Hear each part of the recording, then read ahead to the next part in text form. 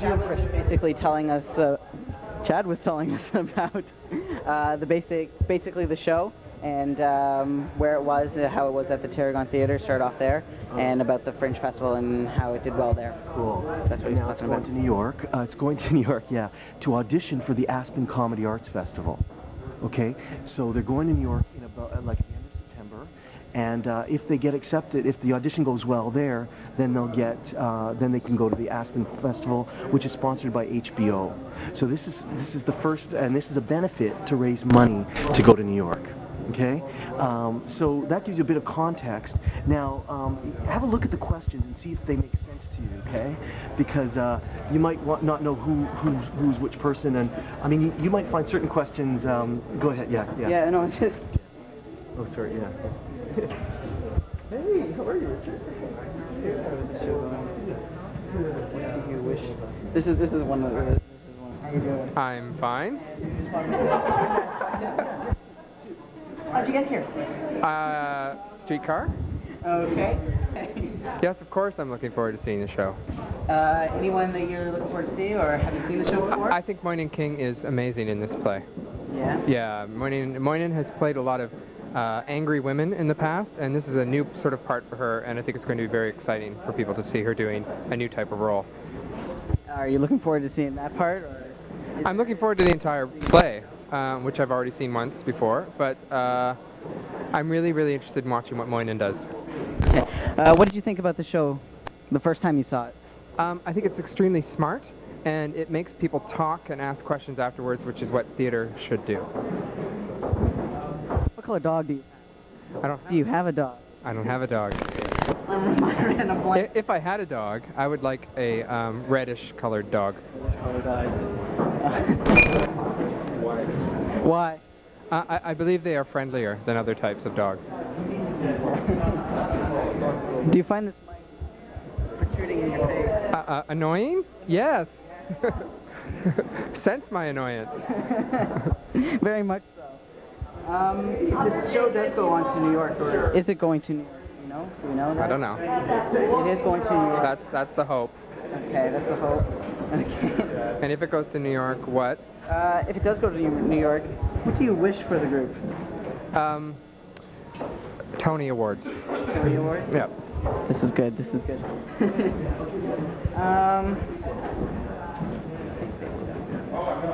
How do you think they will do in New York? Spectacularly. I love these one answer questions. Spectacular. Thank you, sir. Thanks a lot. One answer. Bye. You'll get good answers. Always. Always here, always here. We can't do the question. Oh, okay. Yeah. That's me, I'm Keith. Dave and I talked yesterday. David's in New York before, which I can't believe. So hopefully they'll just go and have fun and tear up the town and you know, even if they don't get to go to Aspen, who cares? You know, just have a really good time. And again, we'll ask the same question. In your opinion, what would be a successful journey in life? For myself, oh my gosh. Well, if Brad Pitt would return my call, that would be nice. That's all I really want, is Brad Pitt to return my call. Brad, if you're listening, can we get his number flashing? I know my number is 416-944-0077, but Brad knows that. Brad, you bastard. Cheap and whorish, that's all. Hi there, do you mind if we ask you a couple of questions? Go for it. So, how's the beer flowing here tonight? Pretty well. Red Baron seems to be a popular seller, you know. Not many people going for the light beer. Do we get a lot of drunks, lushes coming by here? No, it's not a theater crowd. Theater people don't need alcohol to be to act like they're lush. So what you're saying is they're drug addicts? No. Put her on camera. She said that all theater people are drug addicts. They don't use alcohol, but they use other supplements. This is not true, is it? I'd agree with that. That they are drug addicts? It's part of being a thespian. You see? Drugs enlighten us. Could I have a beer? You are adorable. Oh, we cornered him. You have. Oh. Go right ahead. Do you know what this is? Yes, we've heard. The author-director guy. Okay. He's got a furry little phone. You told me that. Well, there you go. I gotta shave it, I'm sorry. Fur is fine. All right, let's see if we can find You something. embarrassed me in my big interview. David, good score. All right. You know Let that. him fly. I'm trying to think. Hi, Hope. Congratulations on your film. Here we go. What is Casper G about? That was sudden. Casper G, it's kind of about OCD and fear of germs, and it's really about kind of living in a world that is ruled by other people's conceptions, and trying to break out of that, and trying to not worry so much, and trying to somehow live in the world that you created rather than the world that other people want you to live in. I don't know if that explains it. That was good. We heard you like to beat people. The word I like to what? You have tantrums, we've heard. We're hearing all sorts of stuff. Wait. Hi. It's fine. Here, people are... Great in the movie. Thank you. I saw some rough cut. So, no, I don't like to beat people. I can be a very emotional person, and I guess certainly when I'm involved in the whole, directing process, I can get passionate. But I don't think people are really scared of me. I think when people who don't know me are scared of me, but people who work with me, I think they find I work in a pretty relaxed way, basically. How you feeling right now before the show goes on? Excited, but the show has been on already, so this is like a benefit performance, but there's always some adrenaline, like there's always some excitement, there's always some, oh boy, people are going to see it, people who've never seen it are going to see it, and so that's fun. What are you expecting for the audience reaction to this? Well, usually they laugh a lot, so I hope it hasn't been built up so much as they hit that they can't, handle it, but usually they just always start laughing a lot. Like it's just a very, I know it's a funny play, and if they disagree with it or whatever, they still laugh. So I'm pretty sure they'll laugh.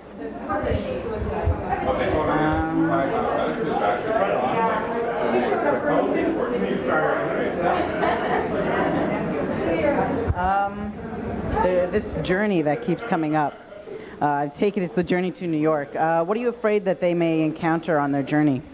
Oh, lions and tigers and bears, oh my. I don't know. Yay, you're here. Just looking at people. I think, I'm not really afraid of anything. To me, the most difficult thing is just that you get into a lot of tension, and you have to deal with, all the tensions of being on a trip together, but we're just doing one performance, and we're just going down to New York. It's not very far away, it's only one performance.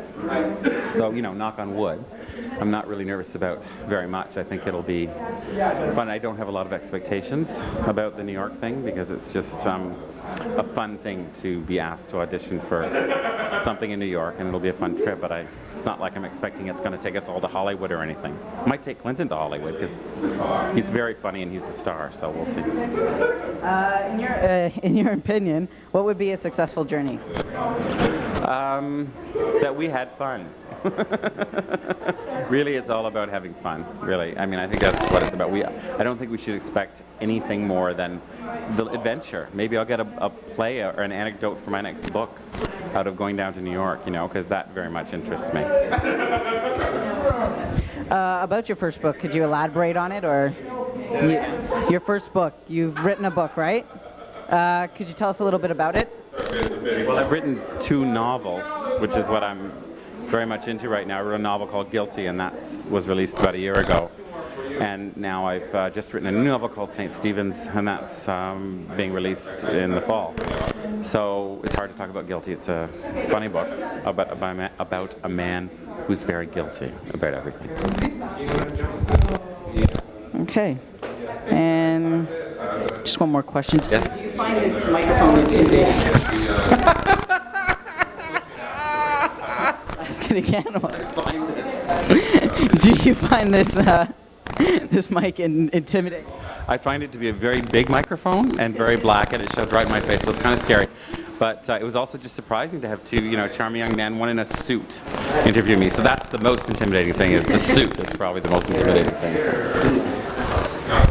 Okay, thank you very much. Thanks a lot. Is that it? Gotta ask Scott this. Yeah. Is there any way at the end of the show one of the actors could say, don't be intimidated, just something like, or should we just leave it and just like let whoever, or should we explain it to the people afterwards?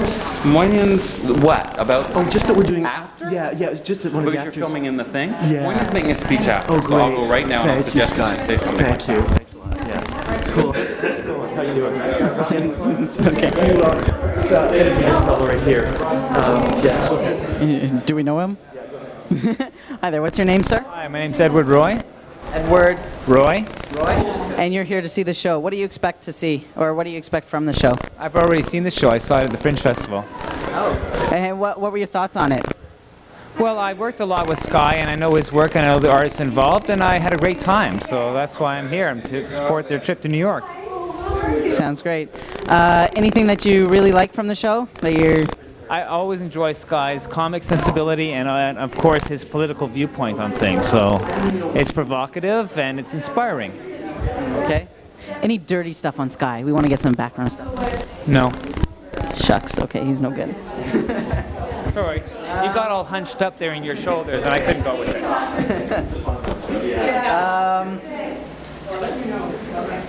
What do you wish for the group to their journey to New York? Well, I hope they have a great trip, and I hope that that the show's picked up there, because I think a lot of people should see it.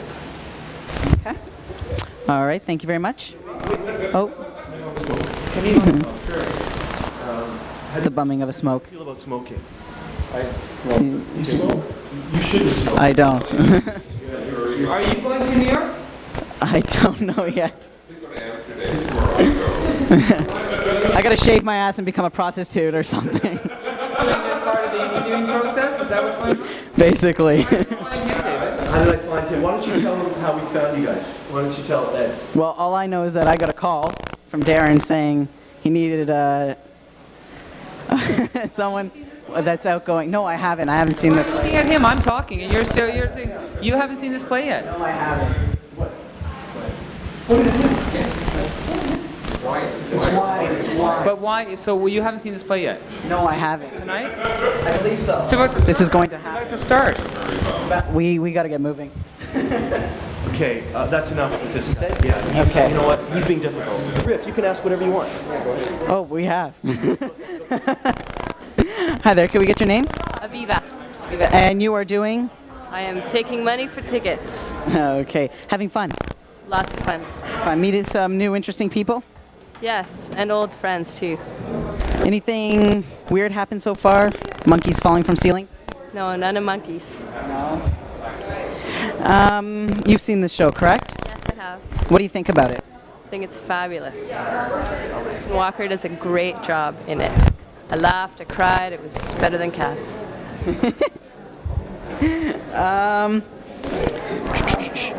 What do you think about this show and going to New York? Coming right from Fringe. I think they'll have a great time. Deserves to go. They'll have a good time. Do you think they'll make it past the audition? Well, they should. Okay.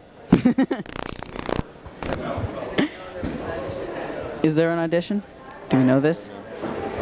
Is there an audition? Oh, no smoking. Okay, I'm gonna go out. I think they're getting ready to start. So why don't you? Hi there. Hi, how you doing? Good. Excited for the show? I am, and it's a rainstorm outside, and there's a great crowd here, which is wonderful, and I don't want to be late, so I'm going to go in. Go ahead. Let's go. Okay. So how do you guys feel? How do you feel? I feel good. Yeah?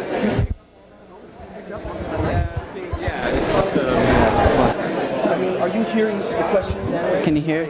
We're just in there. That we're right there. Yeah. Grab whatever seats you want.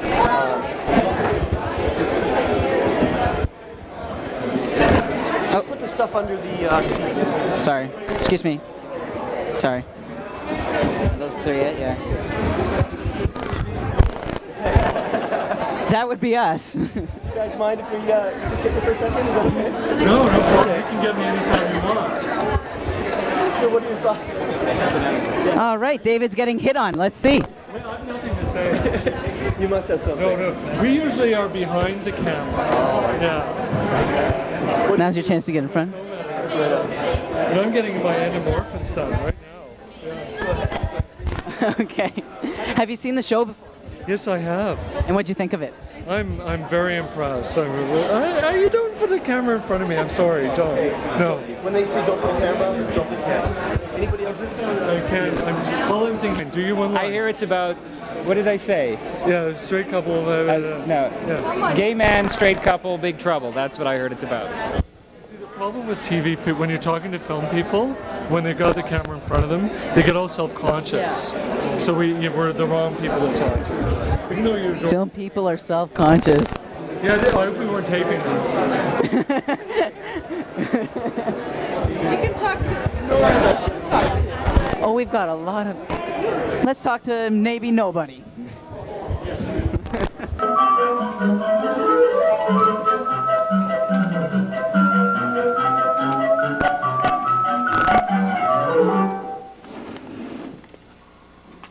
We just returned from a late screening of The Truman Show. John and Howard and I were relaxing over a drink.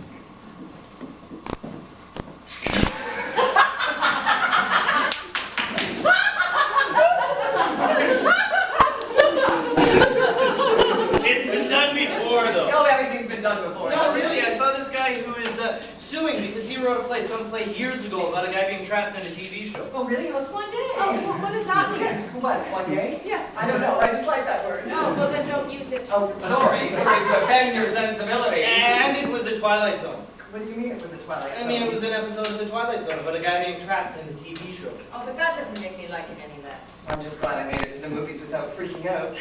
Oh, you're freaking out tonight. Oh, that was very normal. You said that very normally, as if it were a normal thing. Do you think it's a normal thing for me to freak out? He's cutting back on the Prozac. He's cutting back on the Prozac. He's cutting back on the Prozac. In case you haven't heard, I'm cutting back on the Prozac. Well, why? You ask why? Because you think I'm fundamentally crazy, right? No, No, that's all right. It's perfectly all right.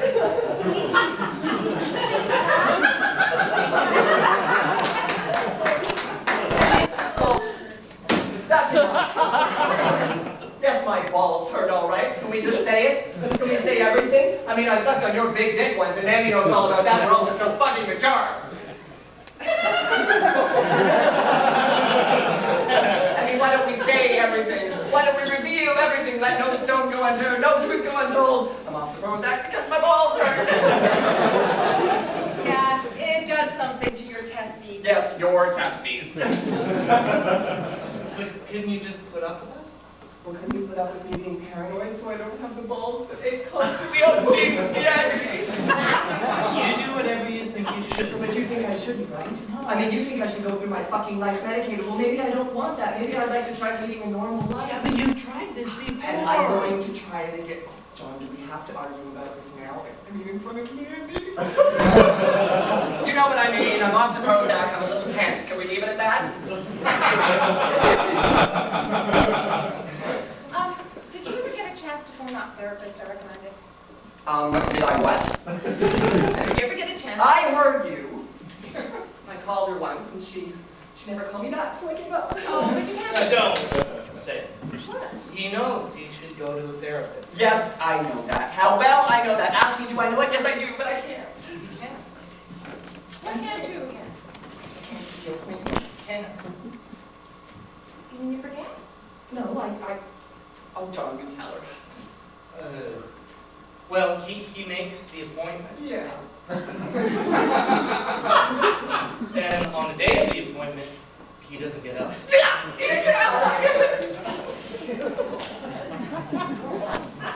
You don't. I don't. Do you think it could be an avoidance tactic? Classic. Well, I know it's classic. I'm classic. I'm a fucking classic character, I am. Can we stop talking about my neurosis for a minute? It's starting to make me really nervous. Hey, you started it. I know I started it. Well, I'm stopping it, okay? So maybe it was seeing Truman Show or something, I'm not sure, but it just occurred to me that we were in a play. Or not just any play, a very specific play. Designed for Living by Noel Coward. You see, Designed for Living was a really bad play, actually. These three people who are in this never-ending sort of a love triangle. Ostensibly, two of them are a couple, like John and I, and the third, Leo, is an outsider, probably a gay figure. Anyway, at one point, they all end up in bed together, laughing. In fact, they do a lot of laughing and kidding around. Kidding with an edge, you know? The way John and Howard and I kid. And since we've all slept together, well, by proxy, that is. I mean, I'm with John, and Howard did something with John once, and I'm never quite sure what. And then there was that time at the party when I pulled down Howard's pants and pretended to go down on him. So it's as if we've all had sex. Even though we haven't all at the same time. That creates a weird sort of intimacy, you know? It's a very Noel Coward sort of thing. And I wonder sometimes, have we all read Noel Coward and imitated the play by him? Or is it just that Noel Coward is such an archetypical writer that when we act in a certain way, we think of him? I think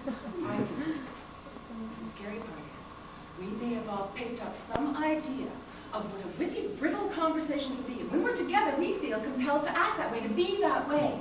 That we are not being ourselves. We are being some idea that we have formulated, either obliquely or directly, through Noel Coward. An idea of what the ultimate human interaction can be. You see, if we were really in a play by Noel Coward, it would probably be something like this.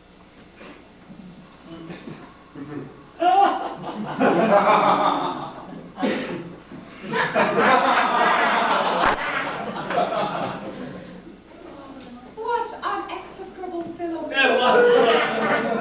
Execrable. Does it exist? I just said it. So it exists. And you are the ultimate authority, darling. That's why I love you so terribly much. It's no good acting as if I wasn't here and I had no life at all. You are here. And you know that your life is with us. I know. That's what makes it so damn terrible and funny at the same time.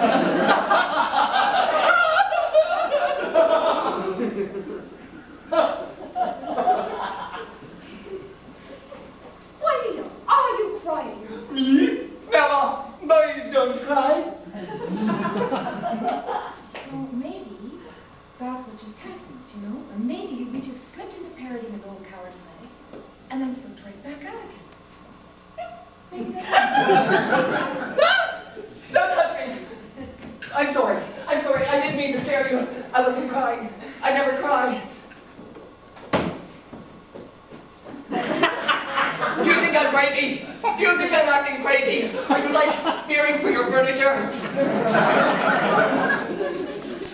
What? Maybe. You're about to say something incredibly hurtful, aren't you? Maybe you should go back on the usual dose. Oh, the usual dose. Oh, that sounds so very romantic. You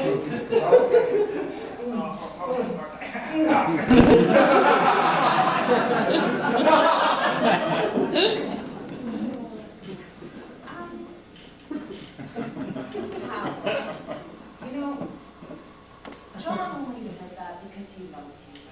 I know that. I know that because he loved me before he even met you. I know all about that. Oh, I'm sorry. It's just that, how come I get to be insane and you get to be sane? Could you explain that to me, please? We're not that sane, Howard.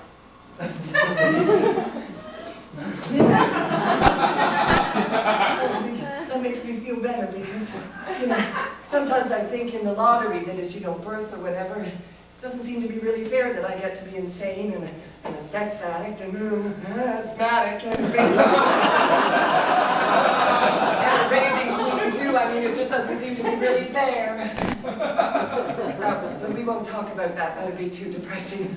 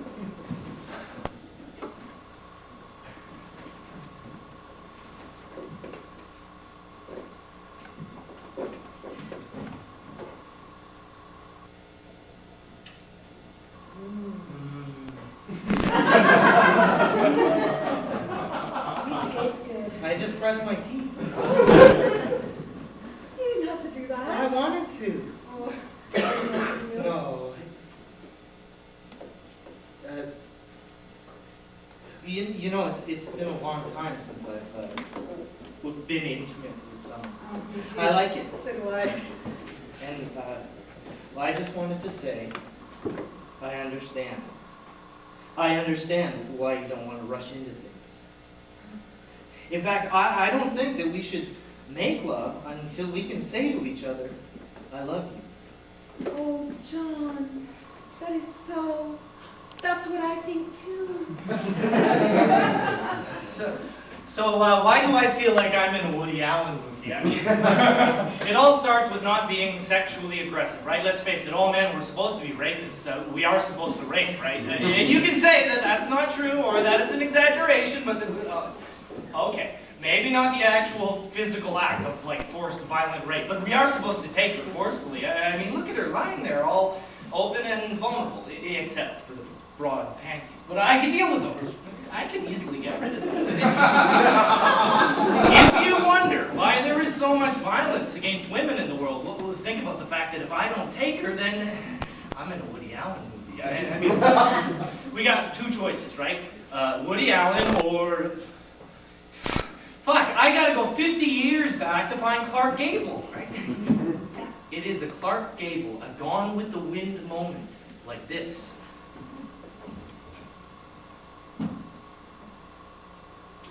Do you want to be taken? What? Do you want me to take you, have my way with you? Because if that's what you want, I can do it. Why would I want that all of a sudden? I don't know, I just thought I should ask. Oh. Well, if you were going to take me, I don't think you'd ask. Yeah, you're right.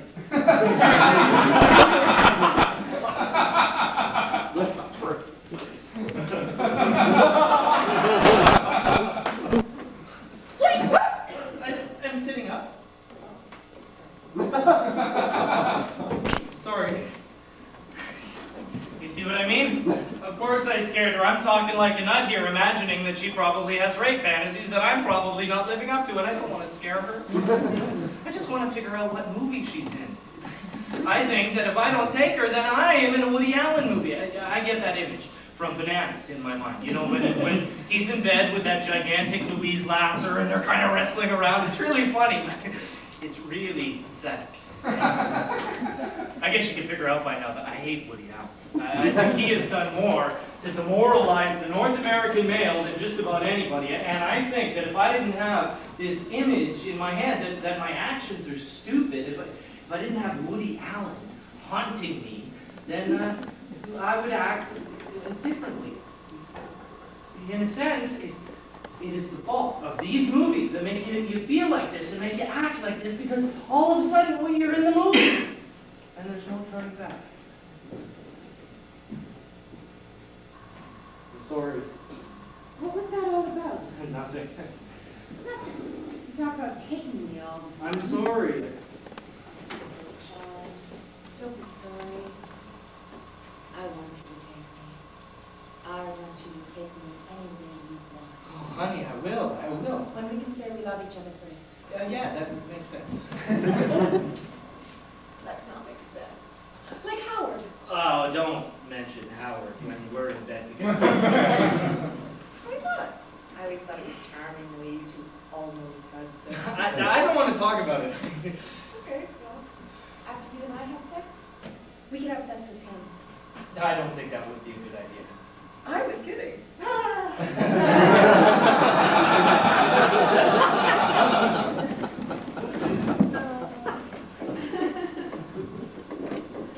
What? I have to go brush my teeth. Why? Well, you did. It's only fair. Why does she have to bring up the Howard thing? It was in the past.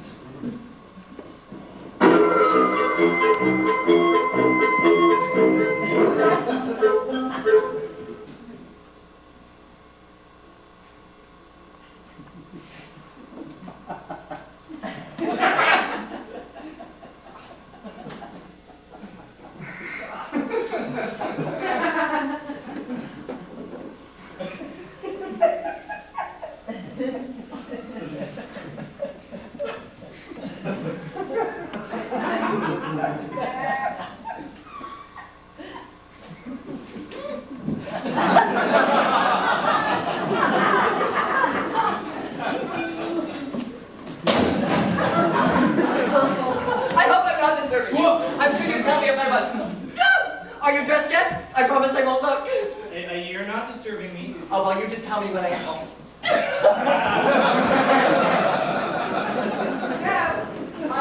I checked your kitchen. You have no food. I'm a bachelor. I know. So am I. That's what makes this moment so fraught with tension.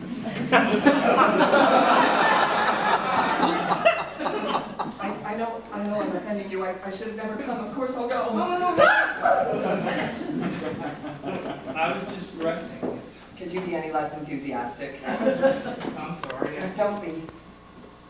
I'm John. I'm Rhoda. I'm your upstairs neighbor. I'm Howard. You mind if I smoke? No, go ahead. Go ahead. You want one? I'm trying to stop. That's so good. That's so excellent. I'm so proud of you. I'm a victim of all my addictions, yes. I'm sure you know where I'll be later on. No, I don't. Well, I'll be in a bathhouse with my legs high above my head waiting for guys to fuck me.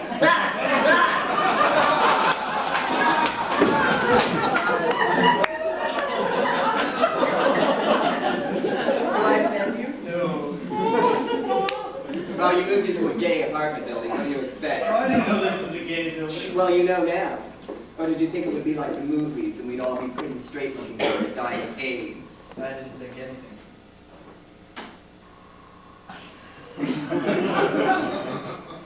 You seem very nice for a straight person. I am.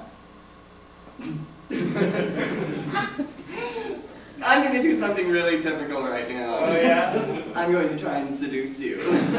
Well, it won't work. No, that's okay. I like trying. I even like failing. Failing's half the fun.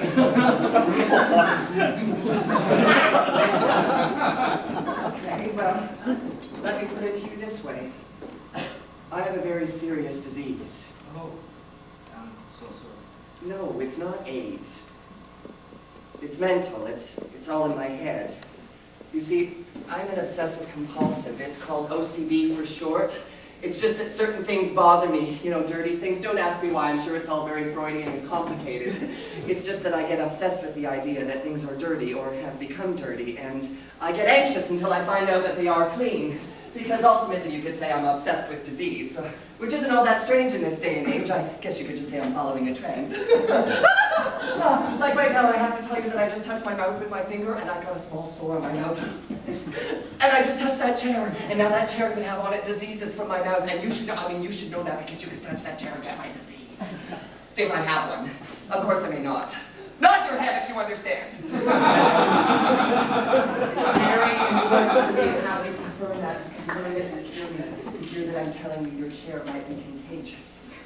I feel better now. I'm a real nut bar, eh? Everyone has their thing. I know, but for some people it's like collecting old teacups, but for me it's being completely loony. You won't tell anyone, will you? You won't tell anyone I'm loony because not everybody knows that. It'll be our little secret. Sure. Okay. Okay, good. Yeah.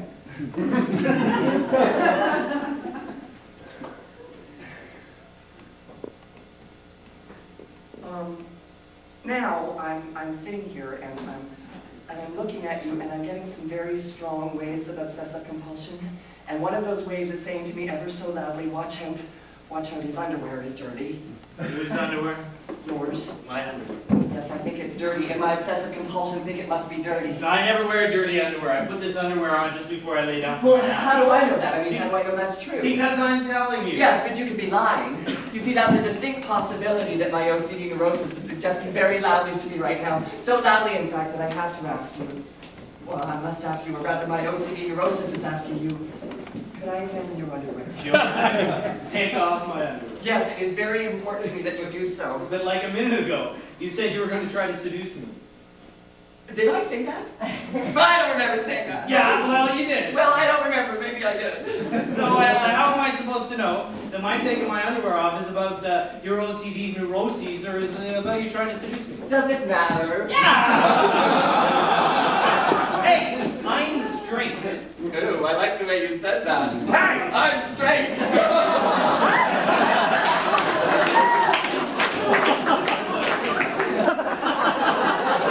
I'm not going to take off my underwear if you're going to try and seduce me. having an honest OCD compulsion check out my underwear, then who am I to say no? Fuck, and they say I'm crazy. No! I'm serious. I'm serious. I am willing to help you out. I'm willing to help out a guy who's suffering, but not if this is just about you getting your rocks off or something. I'm suffering. I mean, I really am suffering.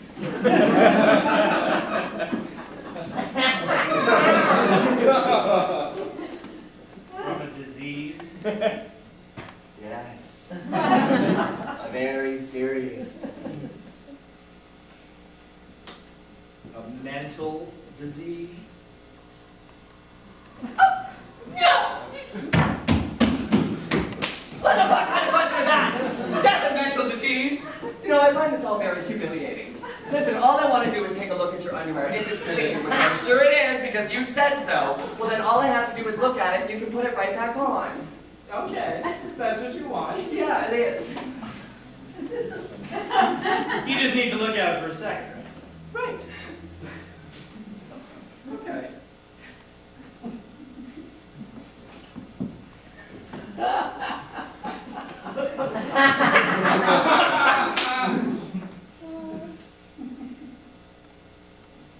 Here. Okay, well, let's just take a look. Yes, well, you know, it does seem very clean to me. Oh my god, what is that? Oh, lucky you, it's just a piece of lint. Are you okay now? Yeah, yes. So, can I have my underwear back, please? Oh, of course, yes. No! Oh, I want to suck your cock!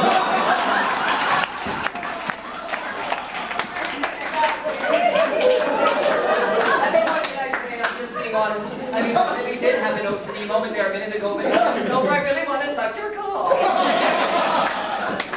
No, you're just so pretty and vulnerable. And tell me, aren't you just a little bit horny? Would you like to get your cocks off?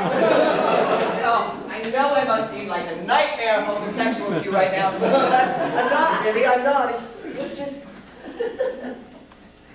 Pretend you're in a really bad gay play. You're in a bad gay play. Let's just say you're trapped in this play right now. He basically wanted to get you, the actor, naked. I mean, that's why he created this moment. What would you do? I mean, look at me, I'm trapped. I'm trapped in a bad gay play.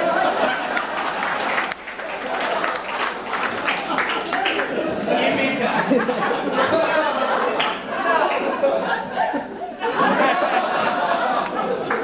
Chase me! I think we're in a play and I think the audience should know. I think the audience should know that I'm an actor, but I'm also a slut. And I'm available for sex after the show. In fact, all the actors are. What the fuck are you talking about? Oh, come on, Brendan. You know you're a slut. You know you're available for sex after the show. I am not! Oh, you are so. He acts like he's not what he is. Excuse me, can I say something? Oh, yeah, sure, Margaret. No, because I really have a lot of trouble dealing with this section of the play.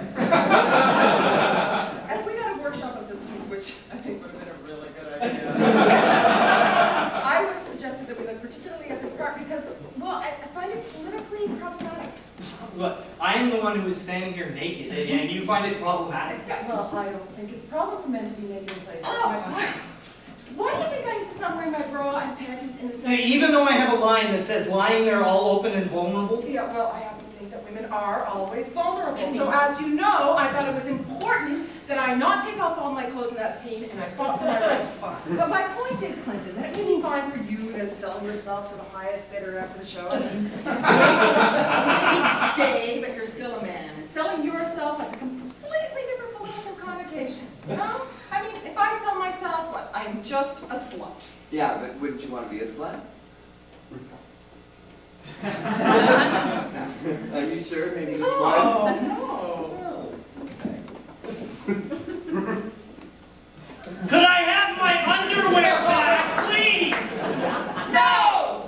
Fine.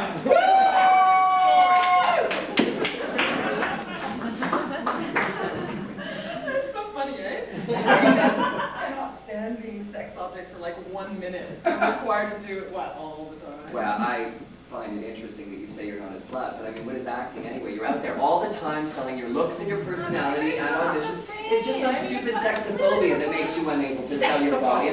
Don't get on your high horse with me. You know you're a slut. We're all sluts. All actors are sluts. I mean, it's been that way since the Restoration. Oh, yeah, sure. Every Why actor, do ever things since of yours Restoration, let women on stage in old prostitutes. England? It's because they were selling themselves after the show. I am not sure where you get your information.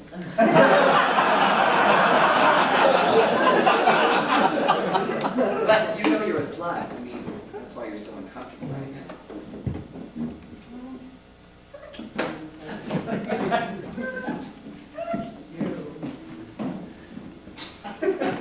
There. I just wanted everyone to go away so I could be alone with you. Could you turn up the house lights, please, Penny? There, that should make you nice and uncomfortable. Okay. The reason I did that was so that I could have some kind of effect on you guys and make you think about your own lives, which I know is practically impossible. But as the most theatrical character in the play, I've got the right to just step out and be myself, which is a lot like the character Skye wrote. But basically what I'm going to say is this.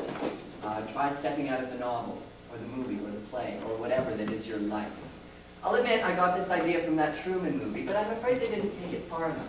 If that movie can be seen as simply an indictment of corporate fascism, which is the kind of political idea you can take away from a work of art and go, ooh, isn't that important?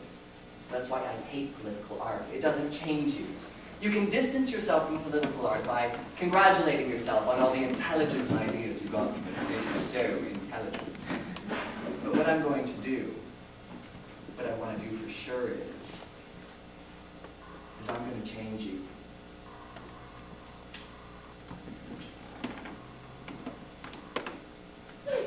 Okay, I'm going to take you ahead in this play to something that happened later in our relationship, the relationship between John and Mandy and me. Well, after they've been going out for a while, and after they were going to have a baby, well, they invited me over.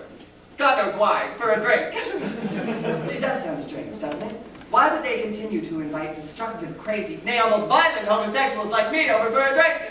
But they did, and shit happened. And the reason why I did what I did? Well, I might as well tell you now. I kind of put a curse on their baby. But in a nice way. And the reason why I did that was so that I could change it forever. To make them see the possibility of breaking out of these patterns that we all live in. You know, we're all in patterns based on Woody Allen and Noel Coward. Well, for most of us, though, I guess those patterns are more based on Bruce Willis and Shannon Doherty, which is kind of depressing. But I want you to think, when you see this scene, of which stupid role model for movies or plays or whatever you're basing your life on, and just stop it. Just stop it, okay? And be your own person. Whatever that is. Which is kind of scary. And also, I am available for sex. All kinds of sex with cute and interesting boys, but not for money, for free. You really do have to be cute, though, okay? Goodbye, see you later. Do you think that he's, well, do you think he's really crazy? What, like, is he faking it? No, I don't mean that. I mean, I know he over-exaggerates, and I know we love that. Do we? What do you mean? No, I'm just kidding. Of course we love it. Come on. Okay. I mean, if he really has OCD, if he really is on Prozac. Oh, believe me, he is.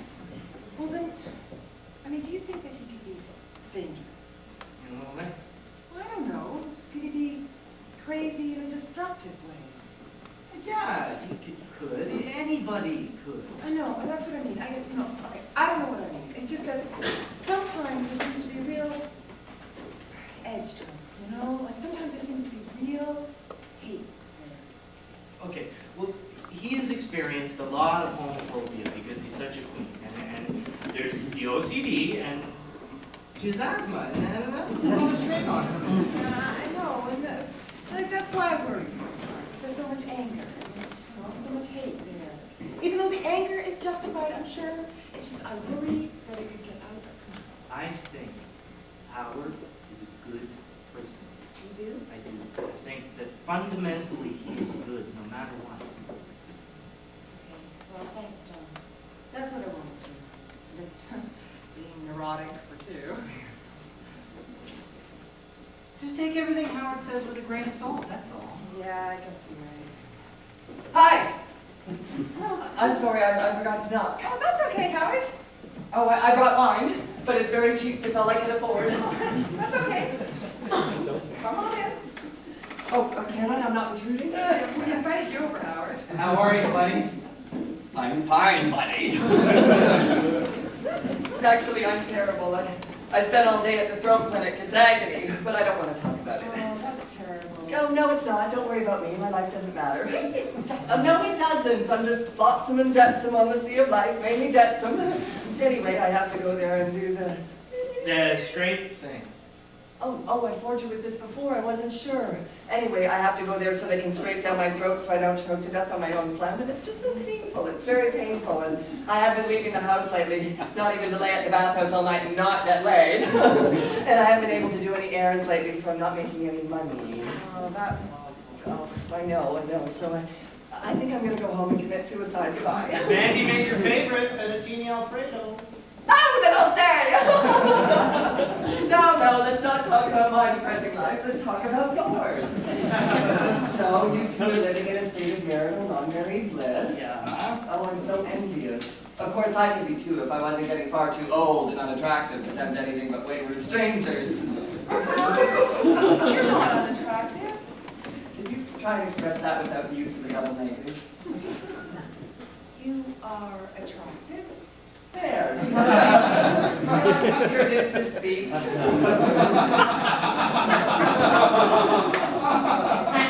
Why are you two staring at me like that? Things are weird. Everyone's acting weird. Should we have group sex or something just to break the ice? Howard, there's something we have to tell you.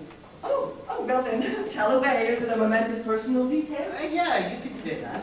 Oh, you're finally getting married. Oh, can I be a flower girl? I'd love to be a flower girl. I've decided I am a girl, actually, totally and completely. I hate my genitals. I'm going to cut them off. I can be your transsexual flower girl named Wendy. The cock ring, that is. We're not getting married, Howard. Oh, well, then why should you? Well, if it's momentous and personal, are you going to get those breast implants? No, Howard. And you certainly don't need a penile one, Johnny, so what could this be? Tell me! I'm sorry.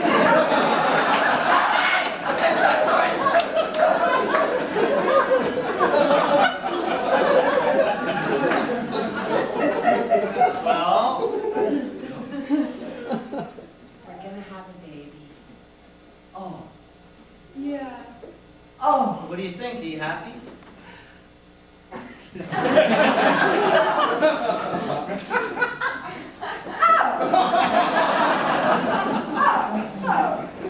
wanted you to be one of the first to know.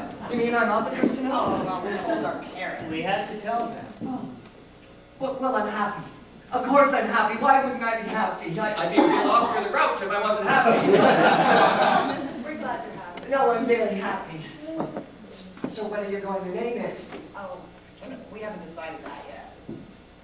So, when was this conceived? About 2 months ago. Oh, so it's just a teensy little baby now. It's hard to make it all. I know, but you know what? I think I can feel it moving. Oh. But you can't. I just keep telling her it's all in her head. Okay. Yes. Well, this is all very startling news. It's almost catastrophic. 2 heterosexuals having a baby. It's not something that happens every day. Of course, I thought I was your baby. But I guess I couldn't be your baby forever. I'd have to grow up and be in the fall.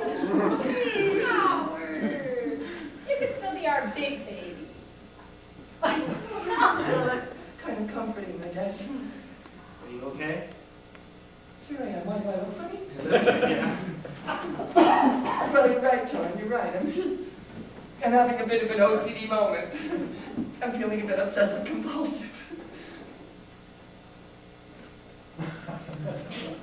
You know what?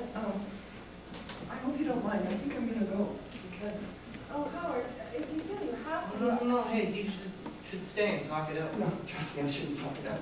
John, if he wants to go. Yeah, I know I do. I should go. No, You know, I should he's- definitely leave. No, he's always talking about how important it is for him to confirm that this stuff isn't real by talking it out. Did I say that? Yeah, you did. Oh, I did. Oh, well, then it must be true.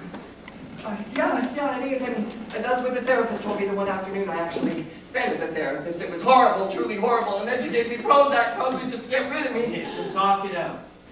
You want me to talk about my OCD moment? Sure. Oh, sure. Okay, well, I'm going to need a cigarette for this. However, I'm noting that these are the same cigarettes I took to the baths last night, so they therefore may have upon them germs. That's bum germs. Germs from my bum. And I'm going to touch my bum and then my cigarettes, and I'm just telling you this so you can confirm for me that these cigarettes might be dirty. Yes. Oh, yes. Oh, okay, good. Dirty cigarettes, which I am now smoking. Okay, well, my whole moment, my whole OCD moment is based on the fact that, well, I think both of you should know that I'm a prime candidate for AIDS. That is, even though I practice safe sex now, very safe sex, occasionally I have sucked penises while I had a small sore on my mouth. So it's possible. I mean, considering the amount of men I'm sexual with on almost a daily basis, it's possible I could have picked up the AIDS virus. Even though I've had numerous tests now and tested negatively, it still is possible. Yeah, well, anything is possible. I could get hit by a truck. Oh, that's true. Oh, that's so true. No, I'm just telling you this so you know that I am a prime candidate for AIDS. It's also possible that I could have passed on that horrible disease to John that day when we, fooled around. And so it's possible, and it could just be my OCD neurosis talking here, but it's possible that I could have passed on that deadly disease to John, and John could have given it to you, and you could be carrying an AIDS baby. Oh, I felt like I just had to get that off my chest, you know, to talk about my OCD moment. You wanted me to talk about my OCD moment, and that's just the thing that's obsessing me right now. John, is this true? It's not true. What Howard just said. What are you talking about? Well, I mean, could he? Don't be stupid. I'm not being stupid. I'm asking you. Yeah, well, I'm telling you. What? I'd like to be really clear about what it is you are telling me. I'm telling you that Howard and I did not have sex. Oh, now, John, dear, liars don't go to hell. Howard! What? No, you did not have sex. I sucked your cock. No, you didn't. Yes, I did. You just chased me around. Remember that moment when you were running around and you brushed it against the back of the chair and I was having an OCD moment and I said I thought it was dirty? I remember that. Well, if you remember, you closed your eyes and instead of cleaning it off with a wet cloth like I said I was going to do, I actually licked it. No. You didn't. Yes, I did. I would have known if you had done that to me. Or maybe you wish to block it out, but it's true. Now, the reason I'm so concerned is I remember on that day I had a small sore on my mouth, which means I wasn't even going to go to the baths because of that sore, but I did. I did happen to lick it quite a few times in the guise of cleaning it. I mean, I wanted to get it clean. There's nothing like a dirty dick. Or a dirty cigarette, or a dirty anything. I mean, we don't want anything dirty these days now, do we? Howard, I'm asking you this because I don't find this the least bit funny. Did you or did you not have oral sex with John? I told you I did, Manny. Why would I lie to you? No, he didn't. He's lying. I don't think he is, John. I think he's telling the truth. Thank you, Mandy. I would have known if he had done that to me. Well, gee whiz. You know, I don't know why everyone is getting so upset about a reality that faggots deal with every day. I mean, we walk out of the house and we're afraid of getting AIDS, and you guys walk around without ever having anything to worry about. Well, if for breast cancer, in your case prostate cancer, but it's never your fault. Whereas everything is our fault. We die and it's our fault. Howard, I think you should go. Thank you, John. I think we have been very tolerant of My homosexuality. No, none of your fucking homosexuality, your fucking craziness. I think that we have been very tolerant up until now, but I think you should leave us alone so that we can work this out. Okay. Fine. Have a nice day. Enjoy your fettuccine alfredo without the presence of a threatening homosexual. By the way, while I sat in that chair, I made sure to touch it all over with my dirty hands with which I touched a very dirty homosexual in private places last night. So if I were you guys, I would very seriously consider having that chair recovered.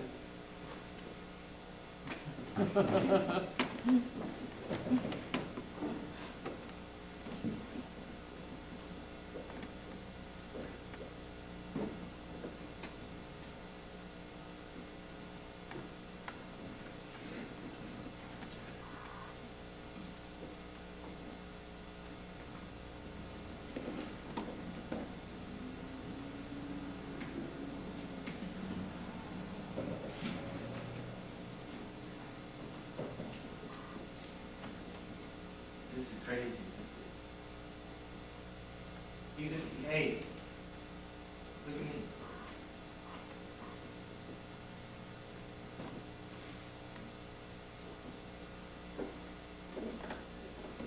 Even if he did do what he says he did, which stop it, please. It's also really, really unlikely that I think I'm making stop.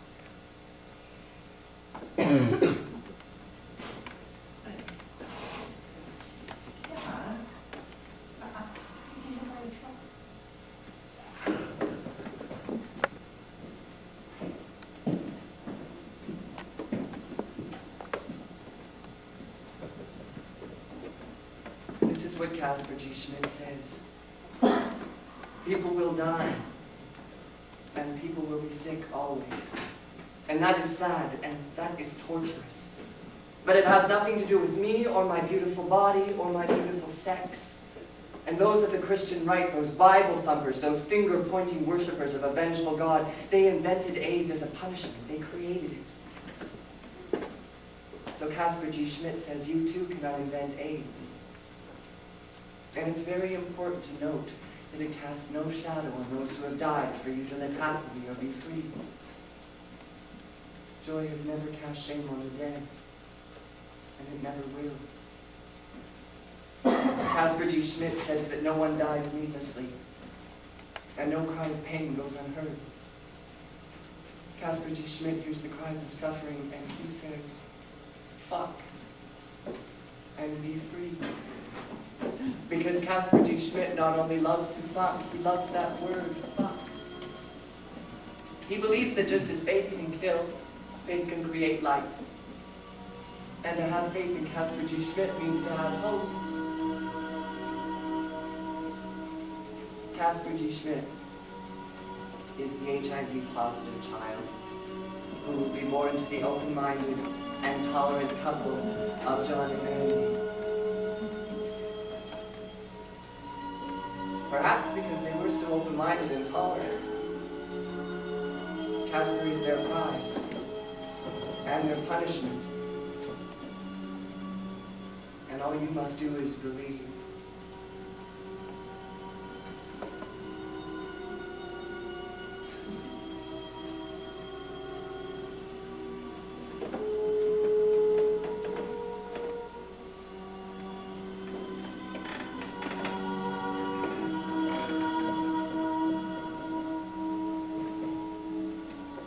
Now do you think I'm crazy?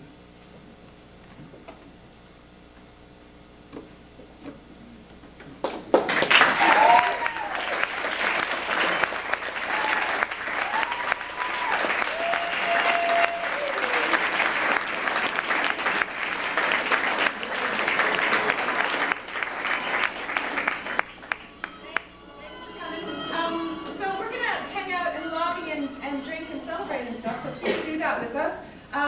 And also, we are raising money to go to New York. We're going to New York on the 30th of September.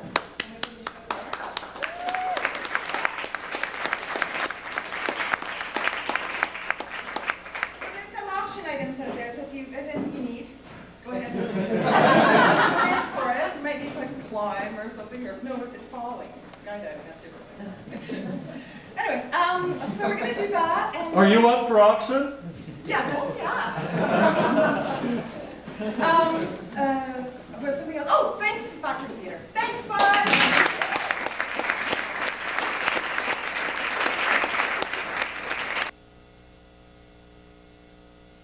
people. Basically, I hope they fly in New York. I hope they do really well. We're about to watch the auction, so we're going to see who's going to win what, or who's going to get what for their money. Maybe you could get in there and interview a couple people who won the auction. Is that cool? Oh, have we already found out who won? We'll go and find out. Okay. Go to people who have things in their hands. No.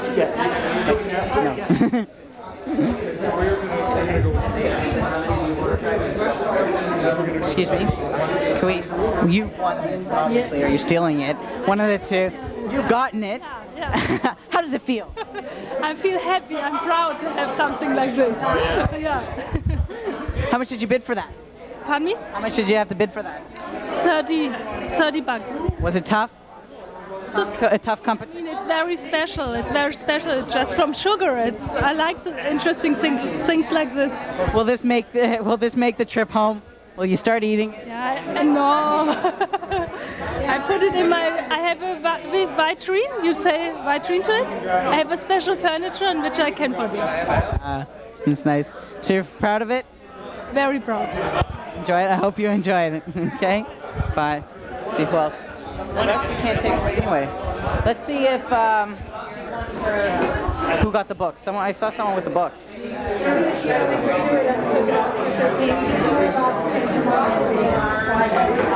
I saw someone with the books. Wait, let's ask her if she's won her little skydiving trip.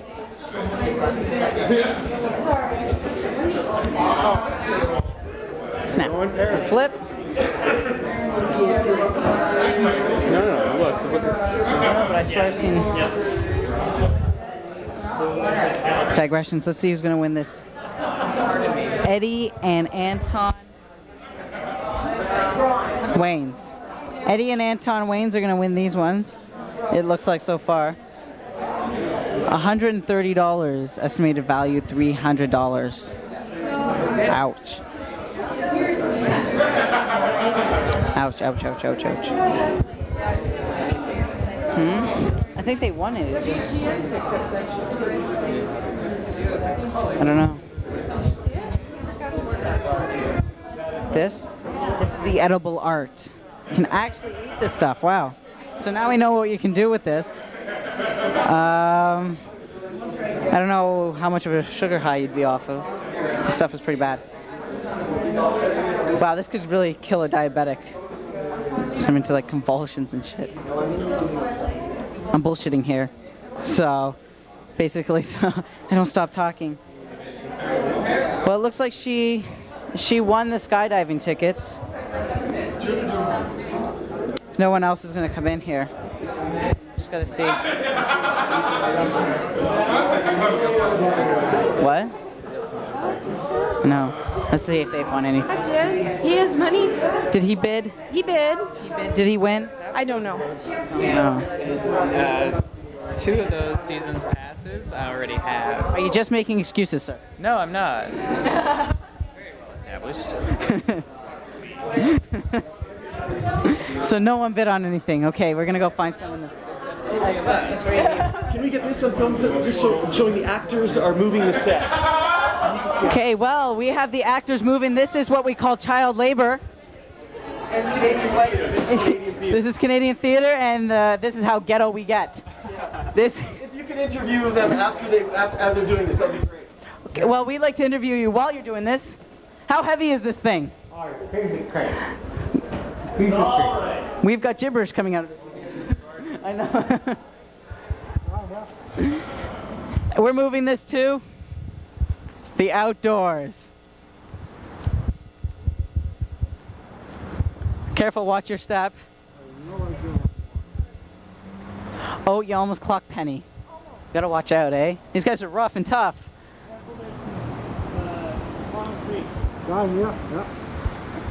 As long as there's no poison ivy, we're gonna follow them through the trenches of this little forest. How ghetto can you get? We have no crew for them to move their stuff, so the actors are doing this themselves. No lights either, so we're gonna move back out into this. We can't see anything, all we see is blurs. Well, here we are. As you can see, if we push away the bush, We can actually catch a wild actor. Wild actor? Oh, he's coming towards us. Run! Run! You're very calm for me being a wild man. How do you feel about moving that couch? Who else is going to do it, right? You know? Just acted, and they have you do this also. I know. But you're Nobody operating the camera. We could have put the camera on the couch and it would have made it. No, he's just going to tell me a secret outside. Oh, why didn't you bring these guys? A secret? What if we just dropped our mic right Go to your prom. What are you hanging around us for? The secret we shall find out. Or I'll make it up, one of the two.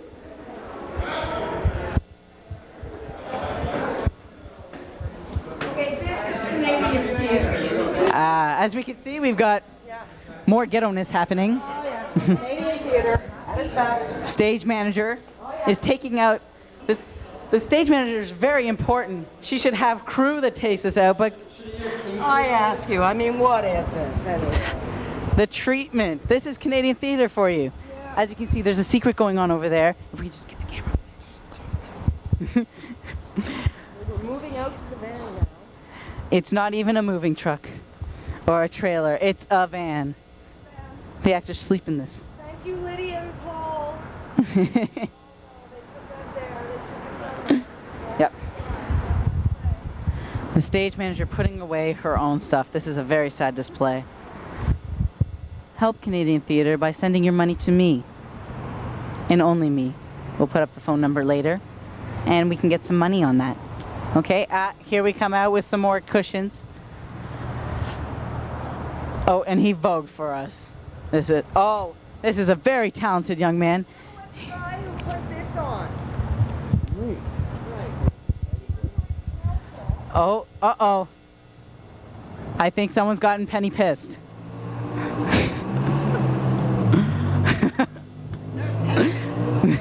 There's tension as we speak. My union, we just moved, okay?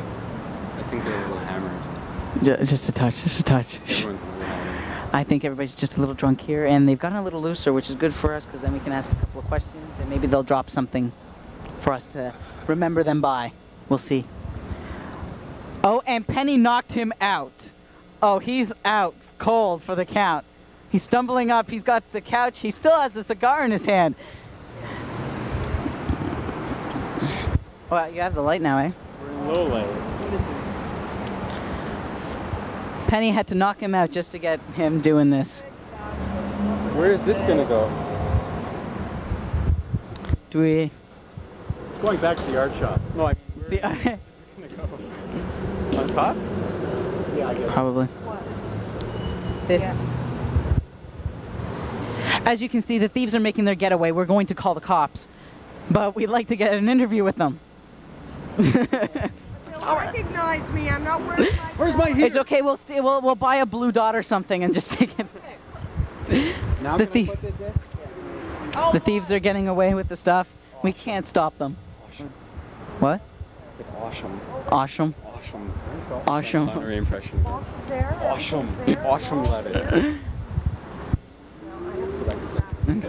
Everybody's gone and no one likes us, so we're just gonna see what's gonna go on. Do we have any more Canadian theater happening here? What's going on? What's going on? We're gonna follow David here. We're gonna see what's going on. We've got some cheese, crackers, the dietary supplement of all actors. What is it about a good cigar? I don't know. This is not really a good cigar. This is like a cigarette. This is a cigarello. It is cigarello. It's a cigarello. It's got a taste of mint in it. It's quite sweet, It's actually. almost got a hint of mint. Yeah, it does, but you can taste the mint. So I wouldn't know what a good cigar is, but a good cigarello. This is a good cigarello. May I see your package for a second? Here we have the package. Here is a hint of mint. Hint of mint. Look at that. The homosexual favorite.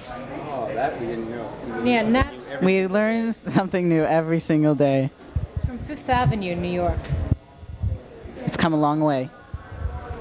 It has come a long way. So guys, so what happens when you finish this? What happens? We go home. Yeah. And that's your whole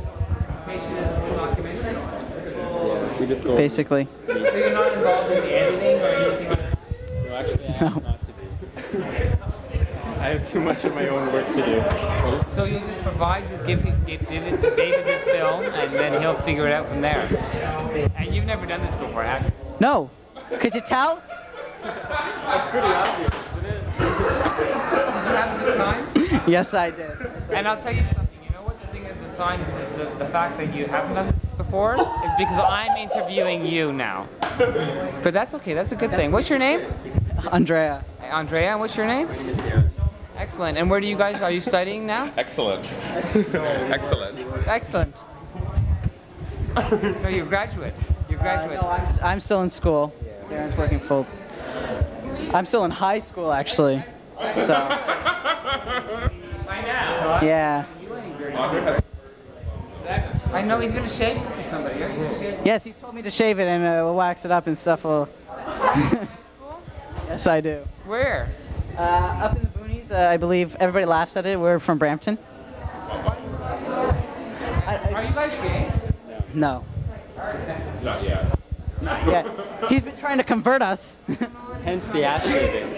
To make him now. You're not yet. You just don't know it yet. You will be. I make no predictions. I'm a bit of a psychic. So I know, I can tell already. Like, if you just come back to my place, For sure you'll be gay. for sure you will be gay. Or else you'll see gay things that will turn you straight for the rest of your life. Either way. All sorts of gay, crazy things. Either way. To Brampton tonight? Are you going back to Brampton? Yeah, Yes. Actually, I work downtown. And you like to go to school together or something? No, I work full-time. He works full time. I go to school. How do you know each other? He acts in films. I make films in So you're an actor? Yes. How can you be 19 years old and still be in high school? Yeah, just lady. You alright? Are you going to appear in this video at all? Slow? Is he going to appear in this video at all? There you go. What are you trying to say to me? Saying I'm retarded? You're retarded, no. Stupid or something? That's a word we don't use. I just find it when you're 19 and still in high school. But maybe you're homeschooled. That's the whole, I don't know what goes on at Brampton. All right, okay, I'm a little slow. Nobody knows what's going on. That's all right. 19-year-old is... You've got nice clothes. You can go back to my place. Can I ask you a question though? Yeah. And this is entre nous. This is off camera, right? Why the bow tie? I thought it added a little Why not? motif. Well, because traditional, that is a pretty small bow tie. So it's not a formal bow tie that like a host or like... Seriously, this is like the only one that I had in my house. I was just scrounging around, trying to find what I could find. You have lots of girlfriends. You guys have lots of girlfriends, probably. You don't have lots of girlfriends? I'm busy too. I don't have any time for girlfriends. You don't have a boyfriend, right? Well, I kind of do. But you know what? He lives in Oakville, so that's sort of like Brampton. Oakville's close, yeah. Is that close? Is that close to you? Oh. See you? But we're not like, you know. What does he do for a living? He's a cab driver. He's a man. He's a guy. He's hot. How do you meet him? I met him at a bath. Is he forceful? Met him at a bathhouse. His legs were up. Yours are his. Mine. Well, normally I'm a top, but He's the dominatrix on this. bottom in July, but normally I'm a top throughout the rest of the month. Well, just put that there for now. Now, do you guys not have girlfriends? But you're both so cute. How come you don't have girlfriends? No time, I told you. Seriously. We're waiting until you get the big time, And then you'll get the babes, and then you'll... Are you virgin? See what happens. No. Sorry, I am, and... All right. Oh, that's good. That's a great confession. You gotta save that one. That's a good one. No, we have everything. Yeah? Oh, we know. Just say that, just for the record. What, that I'm a virgin? I want something. You're a winner. As the sarcasm flows.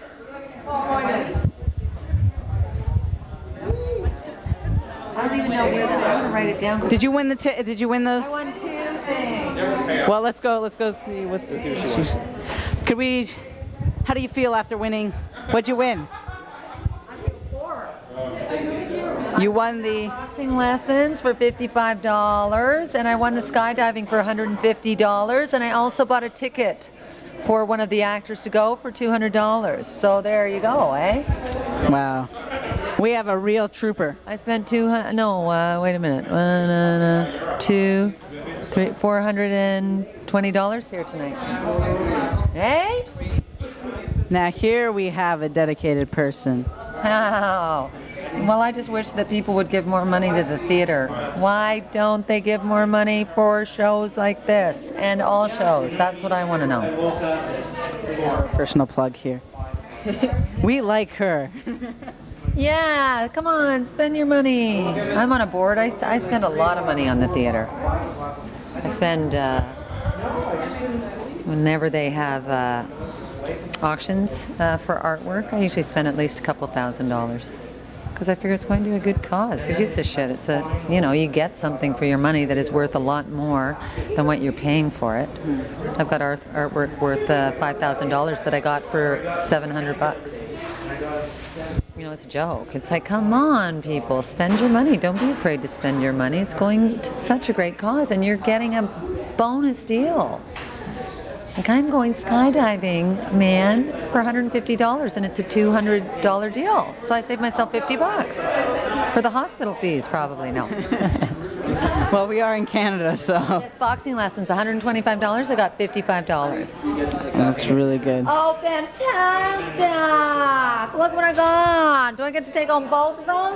That's what I got. La la la la la. You see? Which is what I want. Yay, I won. Who got all of these books? I could so easily just go like this by. We found out edible art, so you're supposed to eat this. Who got them? Someone actually got the plate. We met that person, and they're going to put it up. No. I don't know if they were supposed to all go together. That's right. Each piece, sorry. You really eat this? $40. Keep this card with you. We have a theft in the progress. What? You look like you're. Did you just sell that? He's selling it off in the black market. He's going to see how much he can get personally. No, it was a closing. It was a closing legit bid. We've got a liar on our hands. No. It's all legit. Here, look, it's being passed over to the rightful owner. That's got it from the black market. Wait, this is our thief also. Hey, I move furniture too, okay? Is that what they call it nowadays? Look at the texture. So you're going to eat that on the way home? I'm not. I don't know what I'm going to do. Yeah, I'm going to eat all this and just be wired for the rest of your life. My life. What the hell am I going to do with this thing? Nothing like riding. We've just could we just get his reaction on when he figures out that he just bought a sugar basket? Yes, a pig and a poke here. So. Oh, but it's such lovely colors. I'm supporting, That's all that matters. That's all that matters. That's right. That's all the reason. So let's interview these guys. Can we do that? Can we really? I've been trying Let me ask you a question. This is a great mic. I wish we would have had this on the other cameras, but it really helps, doesn't it? Bobby Bittman Jr. Yeah. What's that? Bobby Bittman Jr. Who's Bobby? Who? Bobby Bittman? Who's that? From Second City. Oh. Eugene Levy when he's doing his little. How are you? Do you feel any connection to Bobby Bittman? No, I don't. We hope so, but not yet. Bobby Bittman. Well, I'm a big fan of Bobby Bittman. Who is Bobby Bittman? Couldn't tell you. Just trying to kiss up to the whole camera thing here. Trying to produce you with some answers, not one-liners. Like we've had a nice guy that just kept giving us one-liners. How was your night tonight? Tell me about your night tonight. It was great. The show was great. The people here are fantastic. It was just a great experience. It was great. The suit. I love the suit personally. I love it just because of the reactions. I wore it at home, and my brother peed himself walking up the stairs laughing at it. We had a couple of kids from the street, and I walked around, and it was just that sort of stuff, and that's the reaction that I like. So. Why did you wear a kilt? Because then I have to be naked underneath, and. No, you didn't. If we want to keep with tradition. I really want to have an answer to that. Wasn't expecting an answer to that. It gets a little itchy, so I go home with a rash and I'm burning up here. You're not Scottish, are you? No. So tell me about your two friends who came but missed the show. Well, they're losers. Big fat ones. They are losers. They missed it because they made up some lame excuse like they couldn't get here on time, even though they knew ahead of time what time the show started. Here they are, the guilty. It was a torrential downpour. Okay, it took me an hour and a half. God was barely peeing on you from up there, okay? Listen. That's right. Shut up. No excuses. And I am not fat, so you can be quiet. No one was calling you fat. Big fat loser, and I quote that. Thank you very much. Okay, you're not a loser. What do you have to say? Nothing at all. There's a no comment kind Yeah, of come here. You're not finished working yet. Come here. Oh, me. Come here. And what do you think about your cameraman? I think he's great. I think he's going to go far away. Tell me a bit about your cameraman. Yeah. Where's this guy? Tell me about this guy. Well, he has some strange experiments that he does in his basement that we don't know about yet. Oh! What did you think of the play? The play was really good. I loved it. I loved the whole new way. I enjoy the new way of thinking sort of thing, and that throws a new paradigm sort of thing into the way that you think about how diseases are brought upon us, and if it really is mostly all mental. That's not the word, but if it's mostly just our mentality on how we do things, and if that's why the whole AIDS thing has spread so far. So it was really good. I enjoyed it. I enjoyed the outrageousness and just how it was just out there. What do you think it's going to be like for these folks in New York? I couldn't really tell. I think they're going to enjoy it. Like, it's just great. I think they're going to enjoy the entire experience. I hope that the audience there is going to like it. Like, we were speaking with Greg. I think it was Greg, and they were looking for, I believe he was saying how New York was looking for more commercialized stuff, right? I hope that they look past that and look into this, because it's a really good show. The actors are amazing, especially Clinton, so I'm rooting for him. And tell me about a couple of the people that impressed you tonight in interviewing them. Greg, don't know his last name. Short guy? Tall guy? Beard. Oh, goatee. He knew a lot about the AIDS. Yeah, okay. I enjoyed talking to him. All three actors I enjoyed talking to you. And the man that told me to shave my ass, I can't remember his name. A big tall guy? Curly hair. Yeah, that's Keith Cole. Yeah. Enjoyed talking to him. He's very funny. That's basically it. Nobody else? Nobody else. Penny was funny. Okay, why was Penny funny? Just the sarcasm. I love sarcasm, and a lot of people had it here, so I was just, yes. Feed it to me. And how did you enjoy your night? Can you hold the camera? I can hold the camera. Come on, we gotta We're going to get you on Sure, camera. we can do that. All right. How did you feel tonight? I mean, Fortunately, it was hard to observe everything because I was concentrating on this, but from what I did see, I liked it a lot. Yeah. And it's weird because I can hear the echo of my own voice right now, and it's really tripping me out. What did you think of the play? I liked the play a lot. Like Andrea said, it brought up a lot of different ways of thinking. That was really good. And why do you like being a camera person? Why do you like making films? Because I like to control images, and that's really, really nice to do, when you can make people see what you see, and that's cool. Can you tell what I'm doing? Are you zooming in on my face? Don't do that. Zooming in and out. Don't do that. How far back do you guys go? How did you guys meet? How did we meet, Andrea? Last summer?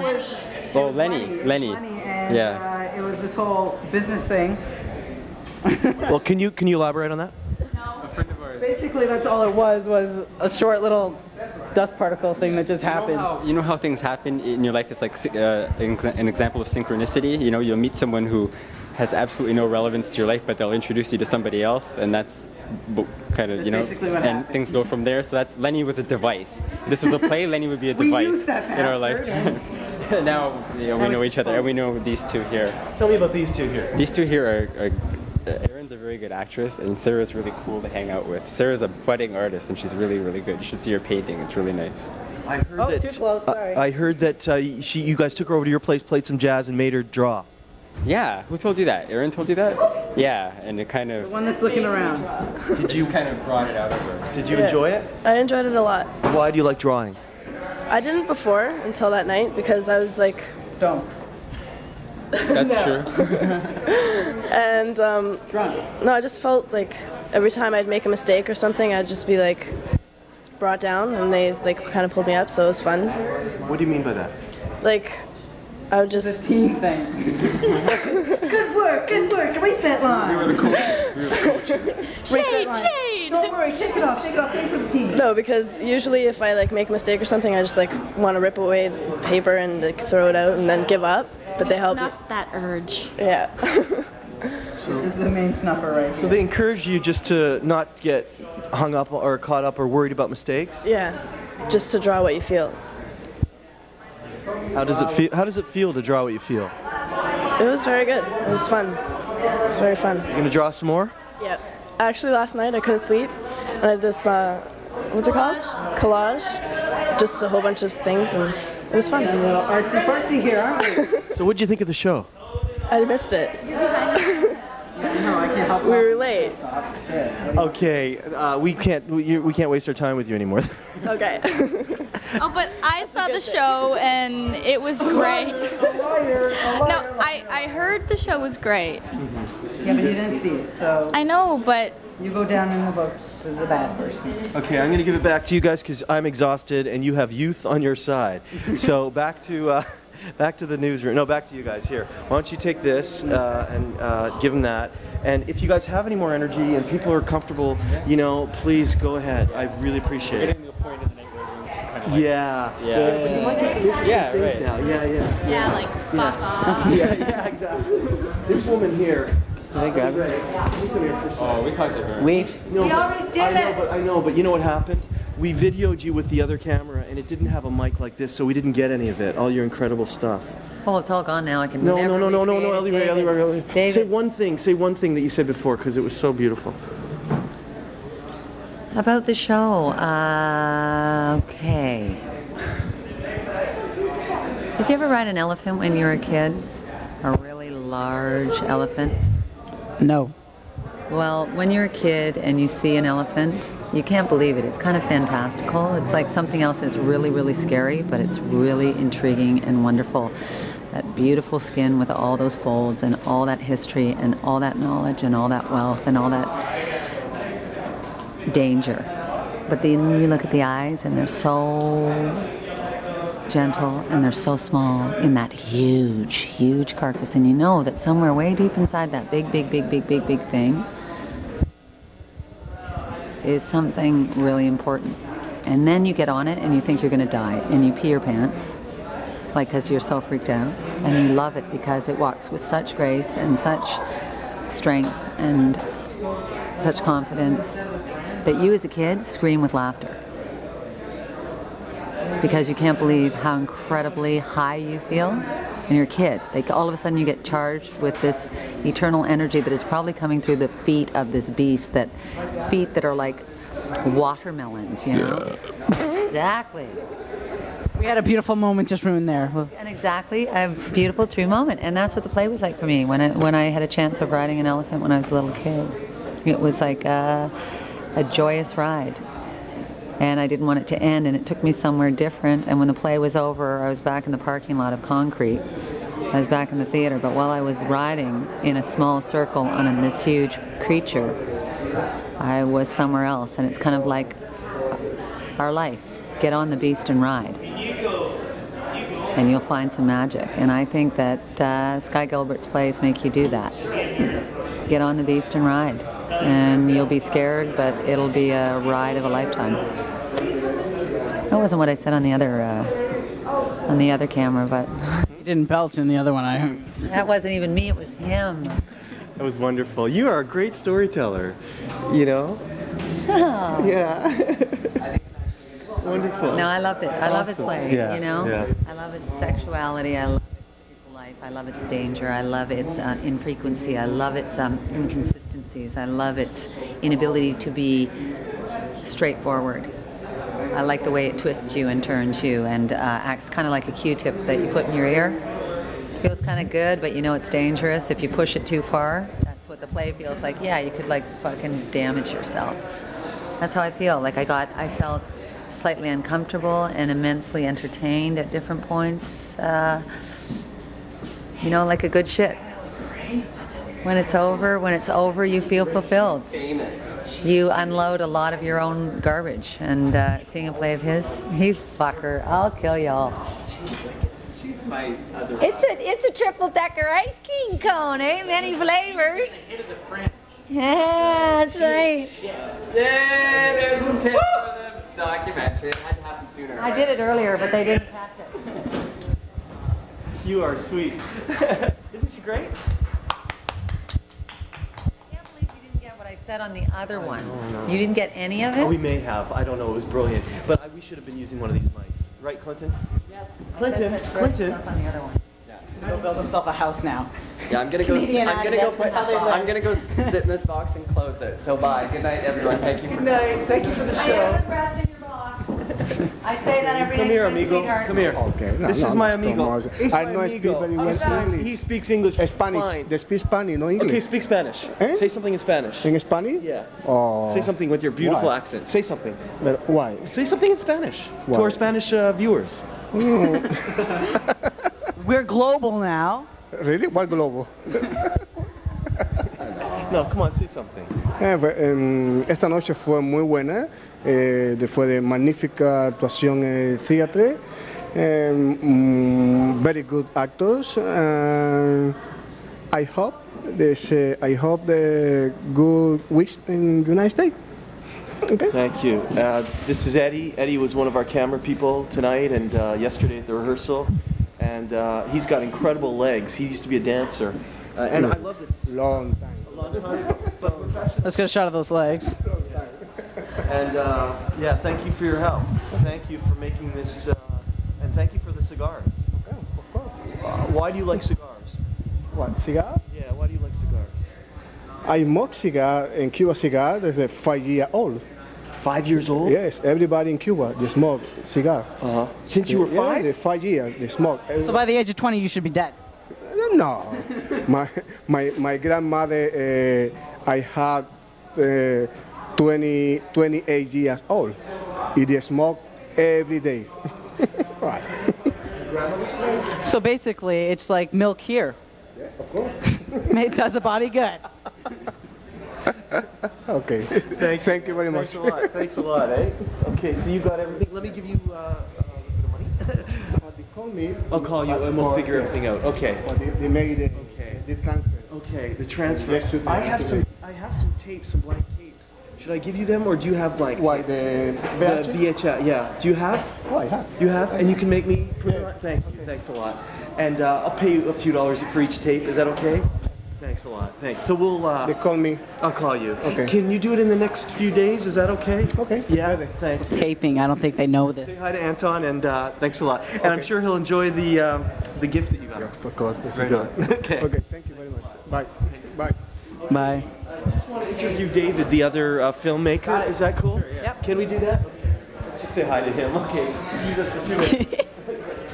I think he should still be around. Here he is. David? We found another cameraman. Let's attack him. I just want to say hi. Maybe, do you mind? Hi there. We just ask you how the night went? Go ahead. How'd the night go? Tiring, long, wonderful, good show. Did you meet any interesting new people? Not a lot of new people. I know most of this crowd, but I've met a lot of fantastic people. Find out anything new? I got a chance to catch up with some people and find out what they've been doing in the last 5, 6, 7 years. So, a bit. How'd you feel about the experience? Overjoyed. It was a trip. It's a whole lot of fun. Why do you like videoing? Why do you like being a camera person? Because it's more fun behind the camera than in front of it. Why is that? Witness my discomfort here. Do you call yourself a shooter, a videographer, a cameraman? What do you call yourself? It depends on what's going to sell me as a camera person in that particular What were you circumstance. tonight? A troublemaker. A troublemaker. A lens in people's face. And what were you tonight? What I was a wreck. But let me ask you another question. Yeah, no, I had a lot of fun. It was a blast. It was really cool. But let me ask you, what do you think of the quality of the footage that we got tonight? Like, was it just too dark or was it too noisy? I suspect most of it was both. Okay. Too dark, too noisy. Yeah. It sucked. Yeah. The content rocked. The content rocked. So the content rocked. That's what counts. But if you can't hear it. If you can't hear it, you cross your fingers and guess. pull the fourth or fifth of every second. Get a bunch of people to dub it and pretend what they were saying. Can we do that? Yeah. Okay. You guys are actors. We'll be in there doing all the voices. Hi, how you doing? It'd be fun for stuff that doesn't work. We could fuck with it, eh? May I have your tape case? Yes, right here. Yes, this guy is very practical, and you know that's cool. This guy's getting boring. Who? Me. No, you're fine. You're fine. Go get him. We've met some boring people tonight. You trust me. I want you to come on over here. We've come to harass more people. No? Can I bum a smoke? Okay. Thank you. But let me just ask you. I mean, Ellie Ray is I'm not gonna do it. You're not gonna do an interview? Okay. Can I have a light? Can I have a light? Can I have a light? Did you like the show? Did you like? You don't want me on. Okay. That's part of the charm. Okay. You are sweet. Fiona and I will have like an intense conversation. Thank you. Thank you. Okay. We'll move on. It's okay. We're respectful. I have no idea how many sites. Okay, look, you've already interviewed all of us. No, but we want to get a little. Montage reading. Sure, we could set him up. Pardon? Wouldn't you like to stop and have a beer? I would, but my energy's just going right now. I'm cool. Are you legally allowed to drink? Oh, I am. David. How old are you? 19. Shocking, eh? In this one. He's only 17 in Saskatchewan. Yeah. In Saskatchewan, I'm only 17. They're a little slow. There we go. Yeah, my vote is you guys put down your camera and have a drink. Yeah, come on. Then, you know what's gonna happen as soon as we set this thing down? Something big is gonna happen. Something big is only gonna happen if you. Lloyded. Oh, I love her. Yeah. 480. Do I call her? Do I call? What do I do? She had a thing, but she put her gum in it. And then I guess we're waiting for David. We're just gonna wait for David right now. Yeah, so I was zooming in and out on your face, so it's gonna be. You're gonna be watching this thing, and you're just gonna, what the hell?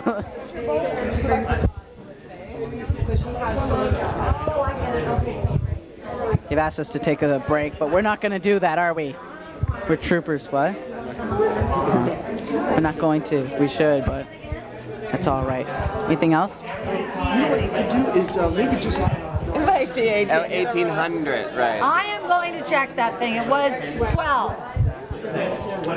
I think it was. How can you learn how to box in 8 lessons?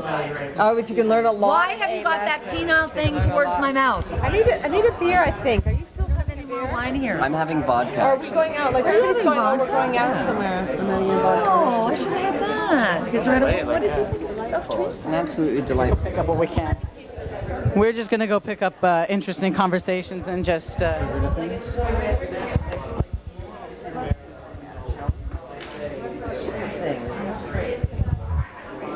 See what we can get. Where'd those two go? They must have went outside. That's all right.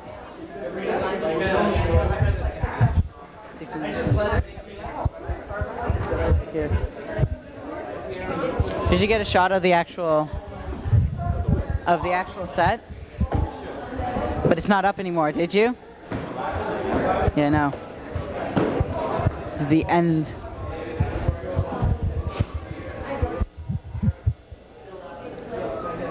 Here we have our remaining cameraman Way out.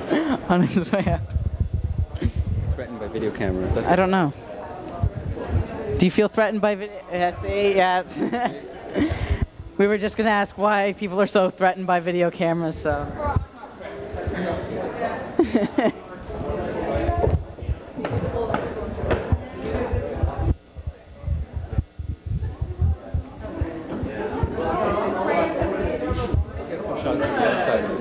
Okay.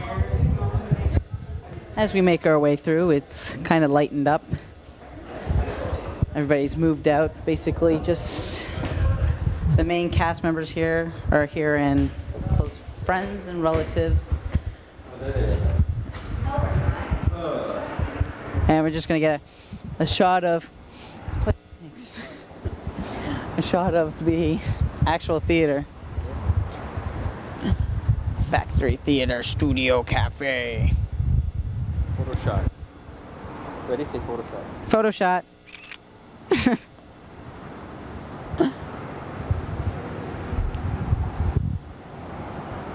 All right. Cool. There we go.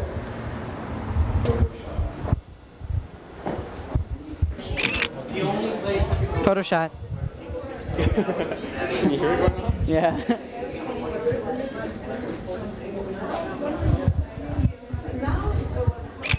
Photo shot.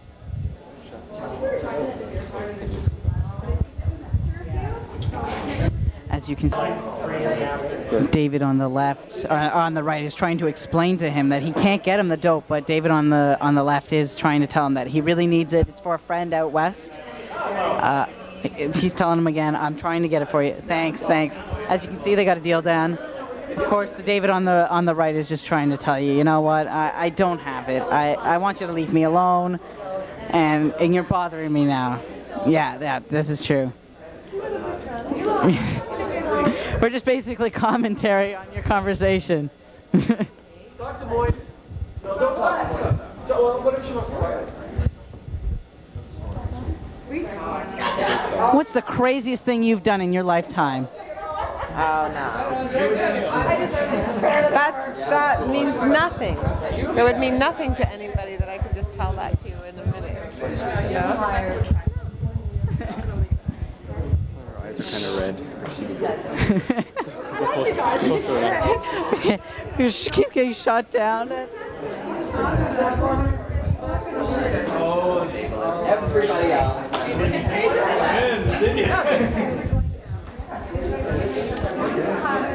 Okay. What's that? What do you mean? Nobody's really. Everyone's kind of.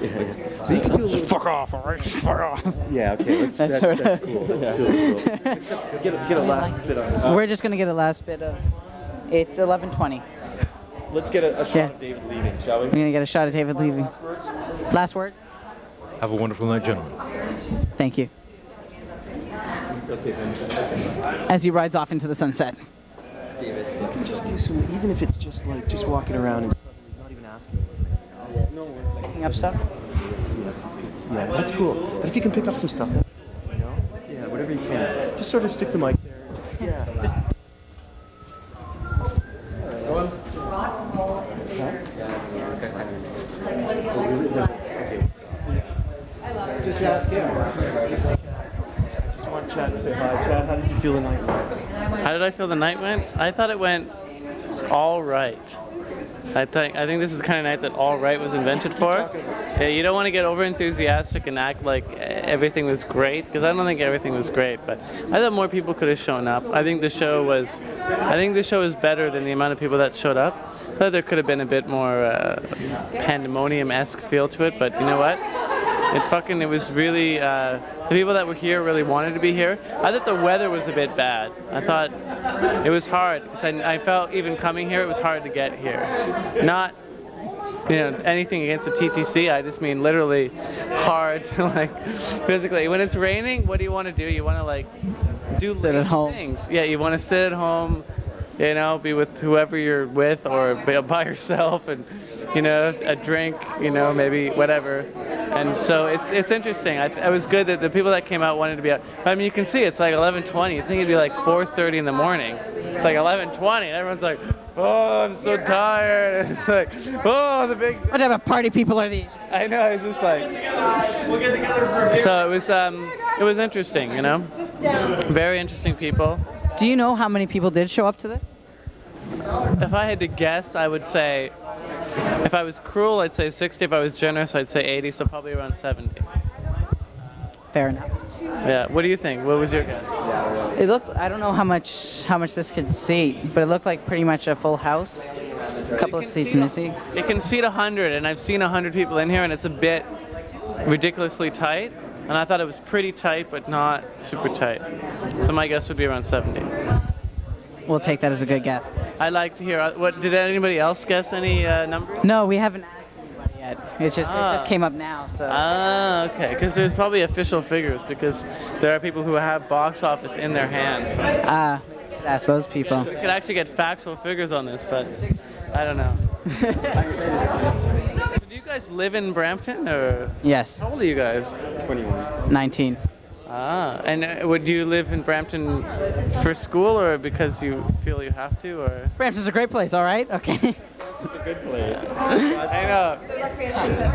It's got its. Do you enjoy living in Brampton? Like, do you like it, or do you? Where do you work? Cameraman? Where do you work? You work for the government. You know, I love how people, and not just you, but how people generally, when they work for the government, they don't actually say, they're so unspecific about what the fuck they do. I work for the I work for the government. It's just like, because nobody really does know what they do. Like, basically, I know. That's what scares me. And they don't want to curse the fact that they get paid so much money to do so fucking little. And the commute bothers you, but the actual, like, doing fuck all for getting a lot of money is, like, pretty fucking cool. I read 2 books a week. Exactly. You're like, I couldn't read more if I went to UT, and I'd have to pay to go there. And they pay me to sit on my ass and do nothing. But I think that's the government's key. They want to promote laziness, because if they promote laziness, see, the fact that you're reading probably scares them, so you probably have to hide that. They're probably like, what are you reading? Oh, government journals, reading about, housing facts. Very good, very good. Mike Harris, you're awesome. Anyway, I'm going to go outside and join these gentlemen. Thank you, guys. Thank you. Live with it. This gentleman, Clint Walker, might very well know. I think about with you guys, crew and volunteers and stuff, I think there was about 80 people, 90 people. He was close. Who was close? The last gentleman, Chad. Yes. Yeah, so those are the numbers for you. This is all we're left with. Right. And this is it. I think it's it. It's a wrap. That's it. Everybody's gone.